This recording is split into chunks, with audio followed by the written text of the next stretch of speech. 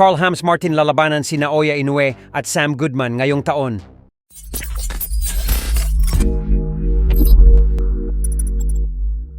So matapos magbakasyon sa bansang Singapore, ang top 2 contender sa WBO Super Bantamweight Division na si Carl Hams Wonderboy Martin.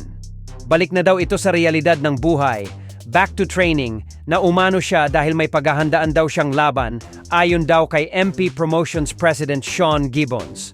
Kung matatandaan, inahayag nga po ng Team Martin kamakailan na baka sa buwan ng Abril ulit lalaban itong si Wonderboy.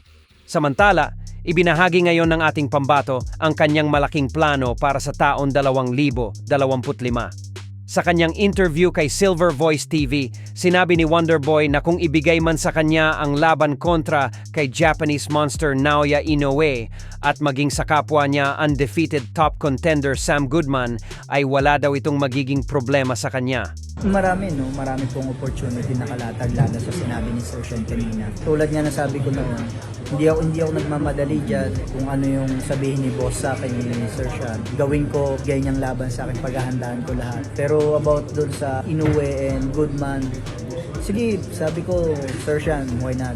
Ibigay mo sa akin yung laban na kung anong nakikita mong para sa akin.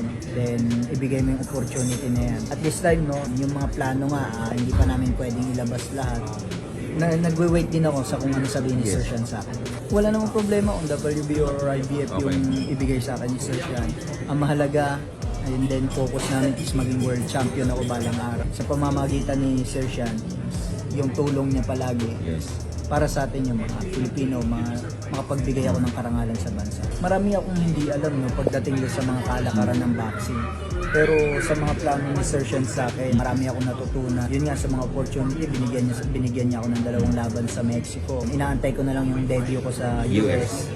Pre, gusto kong magbigay ng magandang laban para maging masaya yung mga kababayan kong Pilipino na makanood sa akin. And then, lagi nila akong abangan. And then dun sa top prospect ko noon, siguro noon, dito ngayon nasa world rank na tayo, number 2. Naantay na lang natin yung sasabihin ni Sir Sean kung kailan tayo lalaban sa world title. Marami akong hindi alam ngayon, alam ko na, mas nauunawaan ko na kung ano yung mga plano para sa akin ni Sir Sean.